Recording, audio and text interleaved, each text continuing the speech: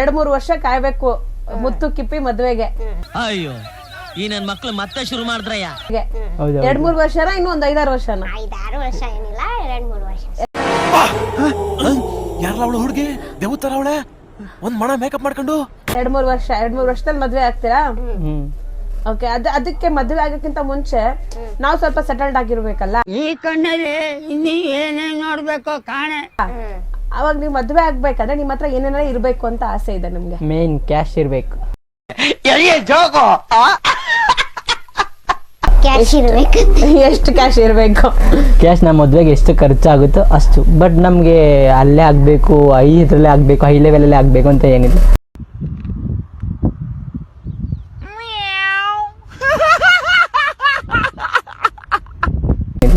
But normal ಆಗಿ ಎಲ್ಲೇ ಆದ್ರೂ ಓಕೆ ನಮ್ಗೆ.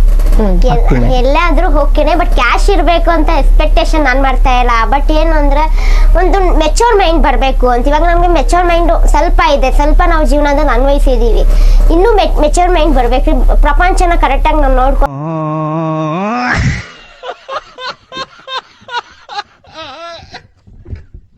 ಬೇಕು.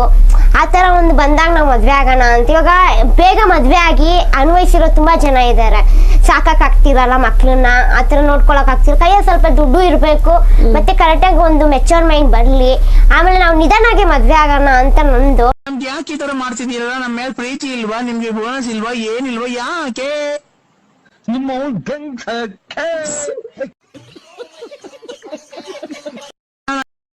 ಬಟ್ ಅಲ್ಲಿ ತನಕ ನಂಗೆ ಭಯಗಳು ಜಾಸ್ತಿ. ಯಾಕೆಂದ್ರೆ ಬೇರೆಯವ್ರ ಮಾತು ಕೇಳ್ಕೊಂಡು ಎಲ್ಲಿ ಇವ್ ನನ್ನ ಬಿಟ್ಬಿಟ್ಟು ಹೊಂಟೋಗ್ಬಿಡ್ತೇನೆ ಅಂತಾನು ನಂಗೆ ಭಯ ಇದೆ.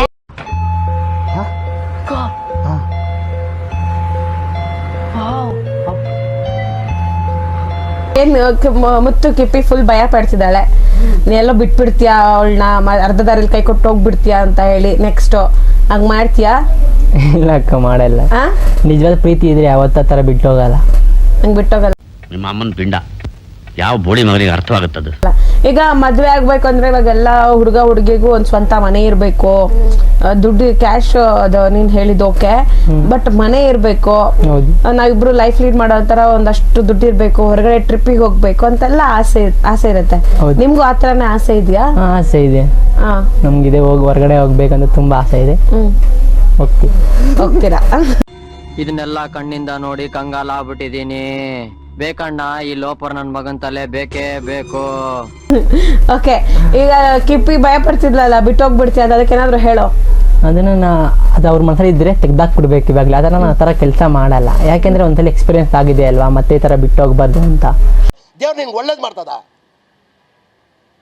ನಿನ್ ಜನ್ಮಕ್ಕೆ ಹೋಗೋ.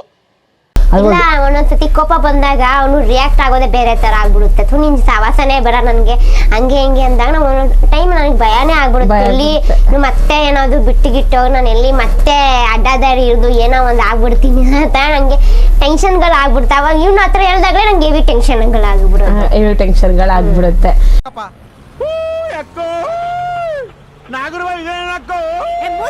ಈಗ ಮುತ್ತು ಸಿಕ್ಕಿರ್ಲಿಲ್ಲ ಅಂದ್ರೆ ಕಿಪ್ಪಿ ಏನ್ ಮಾಡ್ತಿದ್ಲು? ಏನು ಇಲ್ಲ, ಅಲ್ಲಿ ಅವ್ರು ಇವ್ರ ಜೊತೆ ಸುತ್ತಾಡ್ಕೊಂಡು ಅವ್ರು ಯಾರ್ಯಾರಿಗೋ ಯೂಸ್ ಆಗ್ಬಿಡ್ತಿದೆ. ಯೂಸ್ ಅಂದ್ರೆ ಆ ಥರ ಯೂಸ್ ಅಲ್ಲ, ಫ್ರೆಂಡ್ಶಿಪ್ ಅಲ್ಲಿ ರೀಲ್ಸ್ಗಳು ಮಾಡ್ಕೊಂಡು ಅವ್ರಿಗೆ ಫಾಲೋವರ್ಸ್ ನನ್ನಿಂದ ಆಗ್ತಿತ್ತು. ಏನು ಅರ್ಥವೇ ಆಗ್ತಿಲ್ವೇ ಈ ಕೇಸು? ಎಳೆ ಮಗು ಆಗಿದ್ದಿದ್ರೆ ಓಕೆ, ಏನಿದು ಏನೋ ಗೊತ್ತಾಗ್ತಿಲ್ಲಪ್ಪ, ಗೊತ್ತಿಲ್ಲ, ಈ ಅರ್ಥ ಆಗ್ತಿಲ್ಲ ನನಗೆ. ಓಕೆ, ನೆಕ್ಸ್ಟ್ ಏನೇನು ಪ್ಲಾನ್ ಮಾಡಿದ್ರೇನೆಲ್ಲ ಕೆಲಸ ಮಾಡಬೇಕು ಅನ್ಕೊಂಡಿದ್ದೀರಾ? ರೀಲ್ಸ್ ಮಾಡಬೇಕು ಅಂತ ಅನ್ಕೊಂಡಿದ್ದೀನಿ.